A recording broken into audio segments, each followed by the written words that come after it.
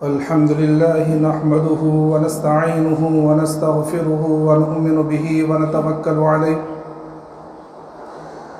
ونعوذ بالله من شرور أنفسنا ومن سيئات أعمالنا من يهد الله فلا مضل له ومن يضلله فلا هادي له ونشهد أن لا إله إلا الله وحده لا شريك له ولا نظير له ولا معين له ولا مشير له ولا مثال له ولا مثل له ونشهد أن سيدنا وسندنا وشفيعنا وحبيبنا ومولانا محمدا عبده ورسوله أما بعد فقد قال الله تبارك وتعالى في القرآن المجيد والفرقان الحميد فأعوذ بالله من الشيطان الرجيم بسم الله الرحمن الرحيم قل هو الله أحد الله الصمد لم يلد ولم يولد ولم يكن له كفوا أحد صدق اللہ العظیم۔ قبل اس کے بعد شروع ہو ایک مرتبہ بلند آواز کے ساتھ درود شریف پڑھ لیں۔ اللہم صلی علی سیدنا مولانا محمد وعلی آل سیدنا مولانا محمد وبارک وسلم کما تحب وترضى عدد ما تحب وترضى یا کریم۔ میرے محترم بزرگوں اور دوستوں اور عزیز ساتھیوں، گفتگو کئی ہفتوں سے چل رہی تھی حضرت لقمان علیہ السلام کی نصیحتوں کی۔ درمیان میں وطن کا سفر پیش آ گیا، پھر اس کے بعد ایک واقعات ہوا، پھر اس کے بعد معراج کا موقع آ گیا۔ تو بہرحال آج وہیں سے شروعات کرنی ہے۔ تو لکھا ہے کہ حضرت لقمان علیہ السلام فرماتے ہیں کہ میں تقریباً 4000 انبیاء کرام کی صحبت میں رہا ہوں، میں نے ان کی خدمت کی ہے، ان کی تعلیمات حاصل کی ہے، اور ان 4000 انبیاء کرام کی تعلیمات کا خلاصہ جو ہے وہ 8 چیزیں ہیں۔ کہ ان 4000 کی تعلیمات کا خلاصہ 8 چیزیں ہیں۔ سب سے پہلے کیا ہے؟ فرمایا کہ سب سے پہلے یہ ہے کہ جب نماز میں ہو تو اپنے دل کی حفاظت کریں۔ دوسرا، جب دسترخوان پر بیٹھو تو اپنے حلق کی حفاظت کریں، مثلا حرام نہ کھائیں، حلال کھائیں۔ تیسرا، جب کسی مجلس میں بیٹھو تو اپنی زبان کی حفاظت کرو، اور جب کسی کے گھر میں جاؤ تو اپنی نظروں کی حفاظت کرو کہ غیر محرم میں نہ پڑیں، غیر محرم پہ نہ پڑیں۔ اور 5ویں بات جو ہے، جو آج کا موضوع ہے، وہ یہ ہے کہ ہمیشہ اللہ کو یاد رکھیں۔ یہ جو آخری کی 4 نصیحتیں ہیں، ان میں شروع کی جو نصیحتیں وہ یہ ہیں کہ 2 چیزیں ہمیشہ یاد رکھنے کی ہیں، اور 2 چیزیں وہ ہمیشہ بھول جانے کے لیے کہ ان کو کبھی یاد ہی مت رکھو۔ تو جو چیزیں ہمیشہ یاد رکھنے کی ہیں، ان میں سب سے پہلی چیز یہ ہے کہ ہمیشہ اللہ کو یاد رکھو۔ کیا مطلب ہے؟ کہ ہم زندگی کے کسی بھی ماحول میں ہوں، ہم زندگی کے کسی بھی عمر کے پڑاؤ پر ہوں، ہم بچپنے میں ہوں، جوانی میں ہوں، بڑھاپے میں ہوں، ہم حکمرانی میں ہوں، تجارت میں ہوں، ملازمت میں ہوں، ہم گھر میں بیٹھے ہوئے ہوں، ہم باہر بازار میں ہوں، ہم مسجد میں ہوں، جس جگہ میں ہوں، جس وقت میں ہوں، جس حال میں ہوں، ہمیشہ اللہ پر نظر رہیں، اور یہ سوچیں کہ میں اللہ کو دیکھ رہا ہوں یا کم از کم اللہ مجھے دیکھ رہے ہیں۔ اللہ کا دھیان نصیب ہو۔ اسی کو معرفت کہتے ہیں کہ اللہ کی معرفت کا حاصل ہو جانا، اور اسی کو اللہ کا دھیان کہتے ہیں کہ اللہ کا دھیان نصیب ہو جانا۔ اور یہ حقیقت یہ ہے کہ یہ وہ چیز ہے کہ اگر انسان کو اس بات کا احساس ہو جائے کہ میں اللہ کو دیکھ رہا ہوں، یا کم از کم یہ کہ اللہ مجھے دیکھ رہے ہیں، تو کبھی بھی اس سے گناہ کا صدور نہیں ہوگا۔ یہ ایک دم پکی بات ہے۔ کیوں؟ کیونکہ اگر ہم معمولی سے غلطی دنیا کی کرتے ہیں جس سے ہمارے والد ناراض ہو سکتے ہیں، مثلا چوری کرنا ہے، تو اگر کوئی انسان چوری جب کرتا ہے تو کبھی آپ نے دیکھا کہ چوری جو ہے دکھا کے کر رہا ہے کسی کو، کیا ابا جان میں ہاں یہ الگ بات ہے، باپ بھی چور تو بات الگ ہے کہ بھائی چور کا بیٹا اچھے بنا ہوا ہے تو ابا بیٹے دونوں مل کے چوری کر رہے ہو، بات الگ ہے۔ لیکن اگر کوئی شریف الطبع انسان ہو، شریف انسان ہو، تو اس کا بیٹا کبھی بھی باپ کی موجودگی میں چوری نہیں کرے گا۔ یا وہ سب چیزیں چھوڑ دیجئے، جہاں سی سی ٹی وی کیمرہ لگا ہوا ہے، ایک الیکٹرانک چیز ہے، تو جہاں سی سی ٹی وی کیمرہ لگا ہوتا ہے وہاں کبھی چوری تھوڑی کرتا ہے۔ اس کو معلوم ہو کہ میری ایک ایک بات ریکارڈ ہو رہی ہے اور میں پکڑا جاؤں گا، میرا چہرہ اس میں دیکھ جائے گا، تو کبھی وہاں چوری نہیں کرے گا۔ تو وہ مالک الملک، وہ خالق جس کا علم بھی سب سے زیادہ کامل و اکمل، جس کی حکمت ساری سے سب سے زیادہ کامل و اتم، جو علم کے اندر بھی مکمل ہے، جو حکمت کے اندر بھی مکمل ہے، اس نے جگہ جگہ اس بات کا اعلان کیا، واللہ خبیر بما یصنعون، ان اللہ بصیر بما یصنعون، واللہ بما تعملون خبیر۔ کیا مطلب ہے؟ کہ تم جہاں بھی ہو، جو عمل تم کر رہے ہو، اللہ تبارک و تعالیٰ اس کو دیکھنے والا ہے۔ اس لیے ہمیشہ اللہ کا دھیان نصیب ہو۔ اور یہ کب نصیب ہوگا؟ جب ہمارے دلوں میں اللہ کی محبت آئے گی، کہ اس کا اللہ کی محبت سے بہت بڑا تعلق ہے۔ کہ آج دنیا کی فانی جو محبت ہوتی ہے، ہم اس کو دیکھ لیجئے کہ دنیا کی فانی محبت اگر ذرا سی ہمیں مل جائے تو ہم ہمیشہ اس کے خیالوں میں گھرے ہوئے ہوتے ہیں، ہمیشہ اس کا خیال دل میں آتا ہے، اس کے تصور میں ہوتے ہیں ہم، کہ وہ کیا کر رہا ہوگا، کیا کر رہی ہوگی، کیسی ہوگی، کیا ہے، کیسا ہے، پورا اس کا خیال تصور میں جمع ہے۔ کیوں؟ کیونکہ محبت ہے اس سے۔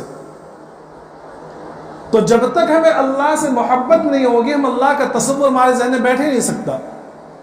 اور قربان جائیے اس مالک الملک کے، کہ آج دنیا کا معمولی حکمراں ہے اور علاقے کے کارپوریٹر ہوتے ہیں، ان کے جو چھوٹے چھوٹے نیچے چمچے ہوتے ہیں نا، وہ سرا ٹھوک کے کہتے ہیں کہ ہم فلاں کارپوریٹر سے محبت کرتے ہیں، اور فلاں ایسا ہے، اور فلاں کا ہاتھ میرے پیچھے ہے، اور فلاں جو ہے فلاں کی بیکنگ ہے میرے پیچھے، اور فلاں کا میں یار ہوں، میں دوست ہوں۔ حالانکہ وہ کارپوریٹر یا حاکم جو ہے تمہیں پہچانتا تک نہیں ہے۔ بھائی آج جو ہے ہم کسی پارٹی کو اگر ووٹ دیتے ہیں تو کیا سوچ کے دیتے ہیں کہ بھئی اس کا جو سب سے بڑا لیڈر ہوتا ہے، جیسے کانگریس ہے، جو بھی پارٹی ہو، تو اس کا جو سب سے بڑا لیڈر ہوتا ہے کبھی ہمیں پہچانتا ہے کیا؟ وہ بڑا لیڈر تو چھوڑیے، جو علاقے کے جو چھوٹے چھوٹے کارپوریٹ ہوتے ہیں نا، وہ بھی سب کو نہیں پہچانتے، وہ کبھی اپنی پہچان ظاہر ہی نہیں کرتے، بہت اللہ ماشاء اللہ کسی کو۔ لیکن قربان جائیے اللہ تبارک و تعالیٰ کے اتنا بڑا حاکم، وہ حاکموں کا حاکم، وہ مالکوں کا مالک، جس کی ملکیت کی کوئی انتہا نہیں، جس کی طاقت کی کوئی انتہا نہیں، جس کو نہ اونگ آتی ہے نہ نیند آتی ہے، جس کو کبھی کسی کو نہیں ٹکراتا، وہ اللہ تبارک و تعالیٰ قرآن کریم میں فرما رہا ہے اللہ ولی الذین آمنوا، کہ اللہ دوست ہے ایمان والوں کا۔ کیا کہ اللہ ہماری دوستی کی بات کر رہا ہے کہ اللہ ایمان والوں کا دوست ہے، کتنی بڑی بات ہے۔ لیکن کبھی ہم نے اللہ سے دوستی کا اظہار کیا ہے؟ کبھی ہمارے تصور میں بھی آیا کہ اللہ ہمارا دوست ہے اور ہمیں دوستی کا حق ادا کرنا ہے؟ یہ دنیا کی فانی محبت، دن بھر میں میسیجز کر رہے ہیں، یہ اس کو آئی love you, I miss you, ارے یہ مس یو اللہ تبارک و تعالیٰ کو کرو، اللہ کو مس کرو، کہ اللہ کو مس کرو، اللہ کی یاد میں مگن، اللہ کی یاد میں فکر میں کھوئے ہوئے ہو، سمجھے؟ یہ اصل محبت کا تقاضا ہے اللہ سے، کہ اللہ کا دھیان نصیب ہو ہمیں۔ کبھی ہم نے تصور کیا ہے؟ میرے محترم بزرگ دوستو، یہ ساری پوری دنیا اور پوری کائنات صرف اللہ کے نام پر ٹکی ہوئی ہے، اللہ کے نام پر۔ یہ جو آج ہم کھا رہے ہیں، پی رہے ہیں، عیش کر رہے ہیں، اور جس حالات میں رہ کر ہم اللہ کو بھولے ہوئے ہیں، یہ پوری کائنات صرف اللہ کے نام سے چل رہی ہے۔ حدیث پاک کے اندر آتا ہے، اللہ کے رسول صلی اللہ علیہ وسلم نے ارشاد فرمایا کہ لا تقوم الساعة حتى يقال في الارض اللہ اللہ، کہ روئے زمین پر اس وقت تک قیامت نہیں آ سکتی، اور یہ روئے زمین کا سارا نظام اسی طرح چلتا پھرتا رہے گا جب تک زمین پر ایک بھی اللہ اللہ کہنے والا موجود رہے گا۔ اس اللہ کا دھیان نصیب ہو جائے، اور دنیا کے اندر ہر ایک اللہ کی تسبیحات اور اللہ کے ذکر میں لگی ہوئی، یہ تو بندہ اور انسان یہ ناشکرا ہے، اور اسی اللہ تبارک تعالیٰ نے جتلا دیا کہ یہ بندہ بڑا ناشکرا ہے، ظالم ہے، جلد باز ہے، فوراً اللہ کو بھول جاتا ہے. ذرا پریشانی آئے تو فوراً اللہ اللہ، اور جہاں پریشانی دور تھوڑے سے آیا اللہ نے راحت دے دی، فوراً اللہ کو بھول کر کہتا ہے کہ میں کرنے والا ہوں، میں نے کمائے ہیں، میرے علم سے ملا ہے، میرے کاروبار سے ملا ہے، میرے ترقی بھی ہے، میرا پروموشن ہوا. ارے بھائی اللہ کرنے والا ہے.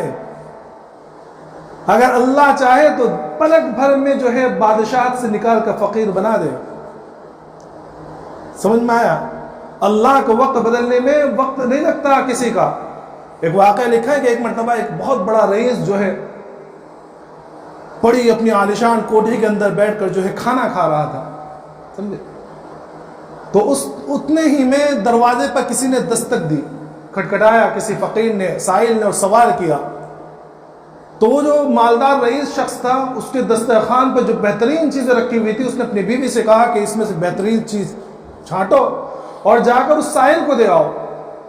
تو وہ بیوی اٹھی اور وہ جتنا اچھا سامان اس میں رکھا ہوا تو سارا سامان اٹھایا اور جا کے دروازے پر جب دینے کے لیے سائل کے پاس پہنچی، اس کو دیا ہے تو چیخ مار کر گھر کے اندر واپس آئی.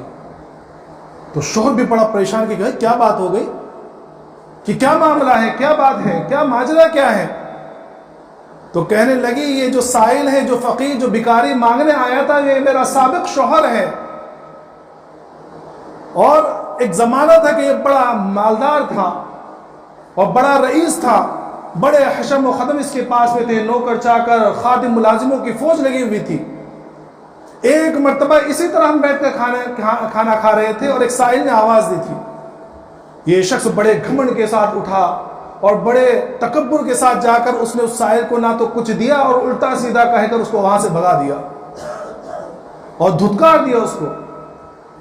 تو جو اس کا موجودہ شوہر تھا اور جس نے وہ کھانا بھیجا تھا، مالدار شخص اور رئیس شخص، وہ کہنے لگا کہ میں تمہیں اس سے عجیب بات نہ بتاؤں. کہا کہ کیا؟ کہا کہ جس سائل کو تمہارے سابق شوہر نے ٹھکرایا تھا وہ فقیر میں ہوں، وہ فقیر میں ہوں. اللہ نے مجھے مالداری عطا فرما دی اور آج اللہ نے مجھے اس مقام پر پہنچا دیا. تو میرے محترم دوستو، یہ اللہ ہے. یہ اللہ کے سامنے ہمارا تکبر، ہماری انانیت اور یہ کہنا کہ من اشد منا قوہ، کہ مجھ سے زیادہ طاقتور کون ہے، مجھ سے زیادہ مالداری کس کے پاس ہے، یہ اللہ کو پسند نہیں ہے. اس لیے ہمیشہ اللہ کو یاد رکھیں. جس مقام پر ہو، جس حالات میں ہو، اگر مالداری اللہ کی طرف سے ملی ہے تو اللہ کا شکر ادا کرتے رہیں کہ اللہ نے دی ہے. نہ ہمارے کاروبار سے آئی ہے، نہ میری ملازمت سے آئی ہے، نہ میری تجارت سے آئی ہے، یہ اللہ نے دی ہے. اور کبھی کسی وجہ سے اللہ کی طرف سے اگر تنگی ہو تو صبر کریں کہ اللہ نے دی ہے، اللہ اس کو دور کرنے والی ذات ہے، اللہ دور کر دے گا. کہ صبر اور شکر کے حالات میں زندگی گزارے، اللہ کو یاد کرتے ہوئے زندگی گزارے. پریشانی ہو، حالات ہو، اچھے حالات ہو تب بھی، برے حالات ہو تب بھی، ہمیشہ اللہ کو یاد رکھیں. اور جو اللہ کو یاد نہیں رکھتا وہ مردہ ہوتا ہے. سمجھ میں آیا؟ دنیا کے اندر جتنی بھی چیزیں ہیں، جب تک وہ اللہ کا ذکر کرتی رہتی ہیں، وہ اللہ کو یاد کرتی رہتی ہے، وہ زندہ ہے. اور دنیا کی ہر شے اللہ کے ذکر میں لگی ہوئی ہے، اللہ کی یاد میں. وَإِن مِّن شَيْءٍ إِلَّا يُسَبِّحُ بِحَمْدِهِ وَلَكِن لَّا تَفْقَهُونَ تَسْبِيحَهُمْ، کہ دنیا کی ہر شے، دنیا کی ہر شے یہ اللہ کی تسبیح میں ہے، لیکن ہم ان کی تسبیح کو پہچان نہیں سکتے. اور جو اللہ کی تسبیح سے رک جاتا ہے، اللہ اس کے اوپر موت کو طاری کر دیتا ہے. ایک واقعہ لکھا ہے بایزید بستامی رحمۃ اللہ علیہ کا، بڑے اللہ والے گزرے ہیں. تو جس وقت ان کا بڑا پوری دنیا کے اندر ڈنکا بجا ہوا تھا اور مخلوق جو ان کے پاس اللہ کے معرفت کے لیے آتی تھی اور ان سے بیعت ہونے کے لیے آتی تھی، ان سے علم سیکھنے کے لیے آتی تھی، تو اس زمانے کے اندر دو شخص اپنے علاقے سے نکلے کہ چلو ہم بھی جا کے بایزید بستامی رحمۃ اللہ علیہ سے بیعت ہو جائے. تو جب وہاں سے نکلے تو ایک جگہ پہنچے تو وہاں آرام کرنے کے لیے لیٹ گئے. اب جب آرام کرنے کے لیے لیٹے اور کچھ نیند کی غنود کی طاری ہو گئی تو دو چڑیا درخت کے سائے میں لیٹے تو اس درخت کے اوپر دو چڑیا آ کے بیٹھ گئی، وہ آپس میں باتیں کرنے لگی. تو ان میں سے ایک شخص جو ہے وہ پرندوں کی بولی سمجھتا تھا. اللہ کی قدرت، اللہ جس کو چاہے سکھا دے. سلیمان علیہ السلام کو اللہ نے پرندوں کی بولی سمجھنے کی طاقت دی تھی، تو اس کو بھی جو پرندوں کی بولی آتی تھی. تو اس نے سنا کہ یہ دونوں چڑیا آپس میں باتیں کر رہی ہیں کہ بھئی یہ جو شخص ہے کہاں جا رہا ہے. کہا کہ یہ تو بایزید بستامی رحمۃ اللہ علیہ کے پاس جا رہا ہے. تو دوسرا چڑیا کہنے لگی کہ ارے ان کا تو انتقال ہو گیا. کہ بایزید بستامی رحمۃ اللہ علیہ کا تو انتقال ہو گیا. یہ بات ہوئی اور دونوں چڑیا اڑ گئی. اب یہ جب شخص اٹھا تو یہ بڑا پریشان کہ میں تو ان سے بیعت ہونے کے لیے جا رہا تھا, ان کا تو انتقال ہو گیا. پھر آپس میں مشورہ کیا کہ بھائی جب جس مقصد کے لیے نکلے تھے کم از کم جا کر وہاں چلے جائیں, اگر انتقال ہو بھی گیا ہوگا تو قبر پر جو ہے زیارت کر آ جائیں گے, چلیں تو صحیح. آج جب وہاں علاقے پہنچے, ان کے گھر کے پاس پہنچے, خانقاہ میں پہنچے تو دیکھا تو وہ تو باحیات ہیں. تو ان کو بڑی حیرانی ہوئی. بہرحال بیعت وغیرہ ہوئے تو جس کو پرندوں کی بولیاں آیا کرتی تھی اس نے ان سے کہا کہ حضرت ایک بات بڑی بے چین کر رہی ہے. کہا کہ کیا بات ہے؟ کہا کہ ایسا ایسا معاملہ ہوا, ہم ایک جگہ آرام کرنے کے لیے لیٹے تھے تو وہاں دو چڑیا آپس میں بات کر رہی تھی اور وہ کہہ رہے تھے کہ بایزید بستامی کا تو انتقال ہو گیا. تو بایزید بستامی رحمۃ اللہ علیہ کہنے لگے کہ اچھا ذرا بتاؤ تو صحیح کہ وہ کون سا وقت تھا. تو شخص نے کہا کہ حضرت فلاں فلاں وقت تھا اور یہ دن تھا, اس وقت میں جو ہے ایسا معاملہ پیش آیا تھا. تو کہنے لگے کہ اوہو صحیح بات ہے کہ اس وقت جو ہے میں اللہ کی یاد سے غافل تھا. کیا فرمایا کہ اس وقت ذرا سی دیر کے لیے میں اللہ کی یاد سے غافل ہو گیا. چنانچہ اس کا نتیجہ یہ نکلا کہ اللہ نے ان کو مردوں میں شمار کر دیا. تو جب تک اللہ کا دھیان ہمیں نصیب ہے اور ہم اللہ کی یاد میں ہیں, جب تک تو ہم زندہ ہیں, اور جب اللہ کی یاد سے بھٹک گئے اور اللہ کا دھیان ہم سے بے ہو گئے تو ہم مردہ ہیں. اور حقیقت آج ہم مردوں والی زندگی گزار رہے ہیں. بھائی مردے کے اوپر اگر اذان پڑھی جائے تو کبھی اٹھ کے نماز کے لیے آئے گا, اور اگر کوئی مردہ آ بھی گیا تو دوسرے ساری نمازی مسجد کے باہر. ایک واقعہ آج کسی نے بھیجا پتہ ہے کہ, اور یہ حقیقی واقعہ ہے کہ کسی جگہ جو ہے رات کے موقع پر جو ہے شام کے ٹائم پہ کسی شخص کا انتقال ہوا عشاء کے بعد. تو گھر والے دوسری جگہ سے علاقے سے لوگ آنے والے تھے, تو میت کے جو ہے وہ جو اپنا پنجرا رہتا ہے نا اسی میں رکھ کر جو ہے مسجد میں رکھ دیا, مسجد کے صحن میں کہ بھئی صبح جب سارے لوگ آئیں گے تو غسل وغیرہ دے کے زیارت کرا دیں گے. اب ہوا یہ کہ اس ٹائم پر جو ہے رات کے وقت جو ہے ٹھنڈ کا موسم تھا, ایک مسافر آ گیا. سارے لوگ تو رات میں اپنے گھر پہ چلے گئے, وہ مسافر جب وہ آئے تو اس کو بڑی ٹھنڈ لگ رہی. تو اس نے سوچا بھائی کیا کروں, اسے کچھ اور سمجھ تو آیا نہیں. اس نے دیکھا کہ پنجرا رکھا ہوا ڈھکا ہوا, وہ کیا گیا, وہ مردے کے پاس میں, قبر کے میت کے پاس میں پنجرے کے اندر ہی سو گیا. اب صبح میں جو ہے سارے لوگوں نے جو ہے اس کو اٹھایا پنجرے کو, اسی حالت میں اٹھا کر جو ہے جنازے کے لیے وہاں آگے کی طرف رکھ دیا. تو جب وہ وہاں رکھا, اب نماز شروع ہوئی تو اب وہ شخص بھی تھوڑا اٹھا, اس کی نیند بھی کھلی کہ بھائی آواز باری اللہ اکبر وغیرہ کی. تو تھوڑا سی ہلچل کری اس نے. جب ہلچل ہوئی تو لوگوں کے دھیان گیا بھائی یہ کیا ہوا معاملہ. اب تھوڑی اور ہلچل ہوئی تو تھوڑی اور زیادہ دھیان دے کہ بھائی یہ کیا معاملہ ہو رہا ہے.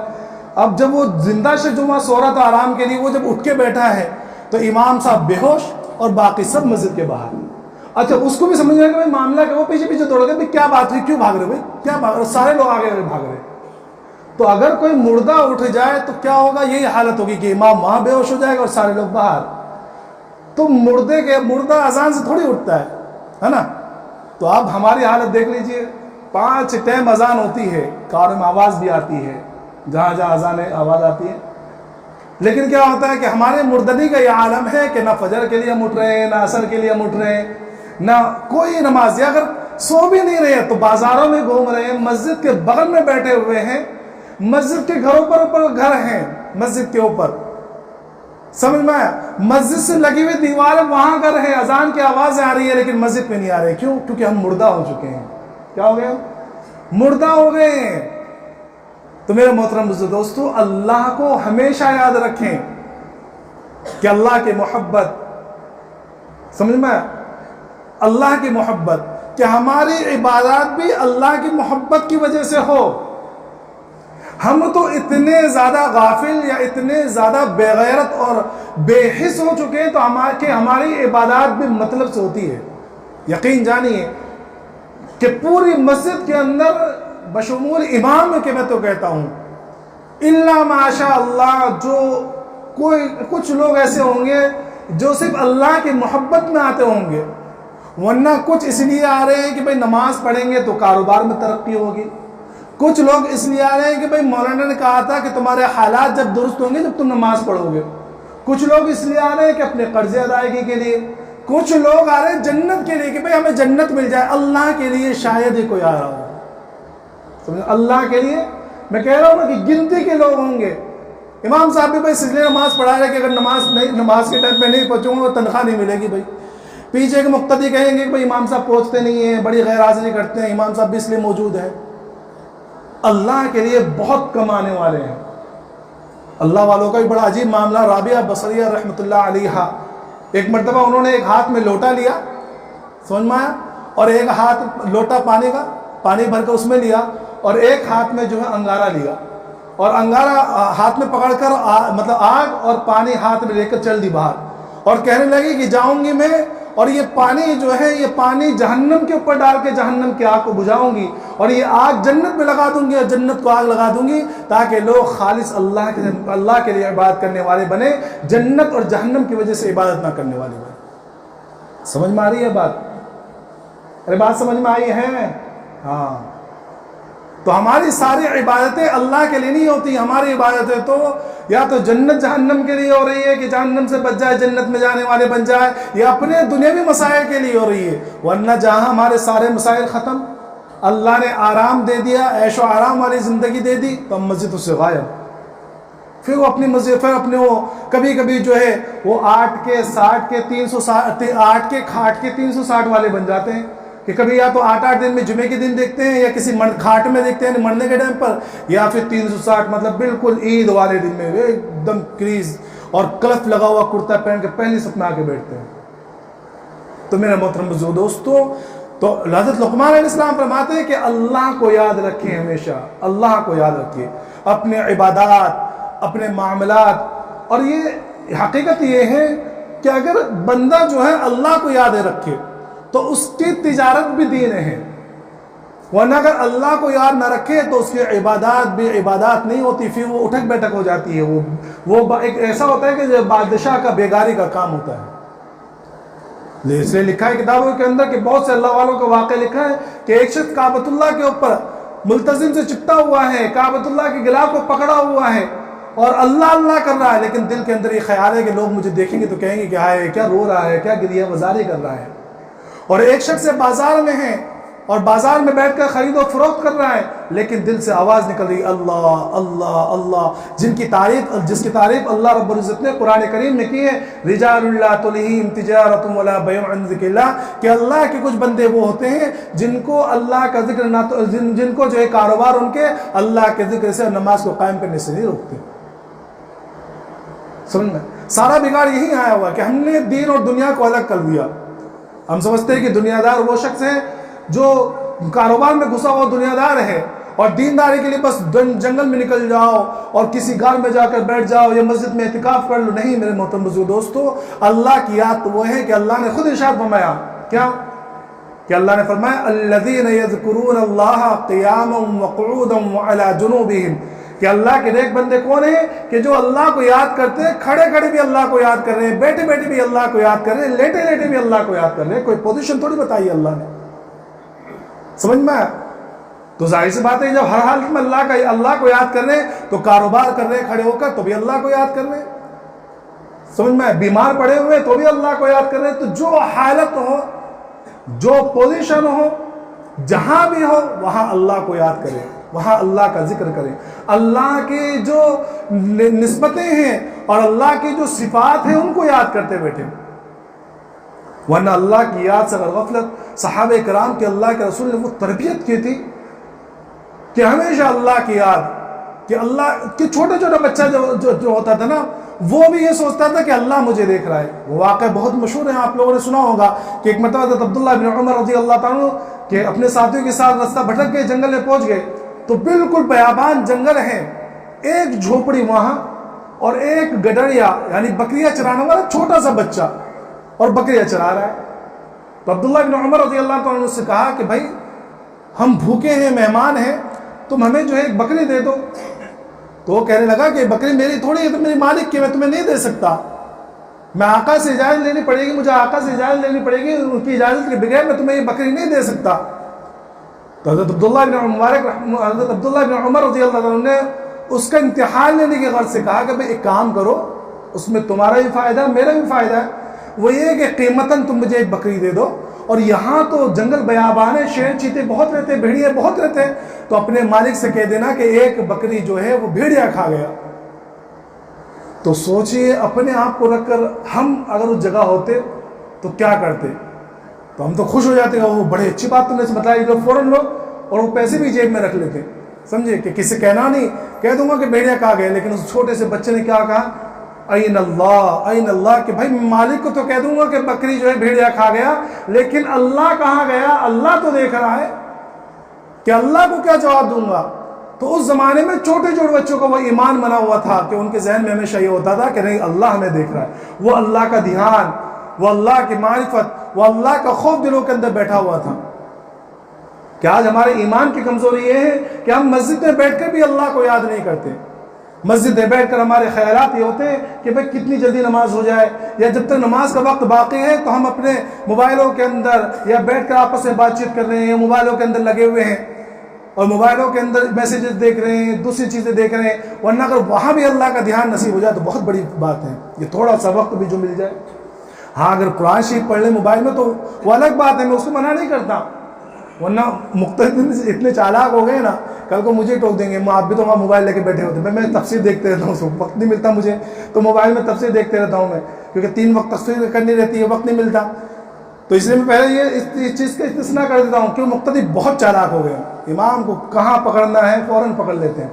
تو میرا کہنے کا مطلب یہ میرے محترم دوستوں کہ اللہ کو ہمیشہ یاد رکھیں، کہ اگر ہم اللہ کو یاد کریں گے تو اللہ کی طرف سے صاف صاف اعلان ہے کہ تم مجھے یاد کرو گے تو میں تمہیں یاد کروں گا، تم چھپ کر یاد کرو گے تو میں چھپ کر یاد کروں گا، تم مجلس میں یاد کرو گے تو میں تمہاری مجلس سے بہتر مجلس یعنی فرشتوں کی مجلس میں تمہیں یاد کروں گا، تم میری طرف 1 باری چل کر آؤ گے میں تمہاری طرف 2 باری چل کر آؤں گا، تم میری طرف چل کر آؤ گے میں تمہاری طرف دوڑ کر آؤں گا۔ کیا مطلب؟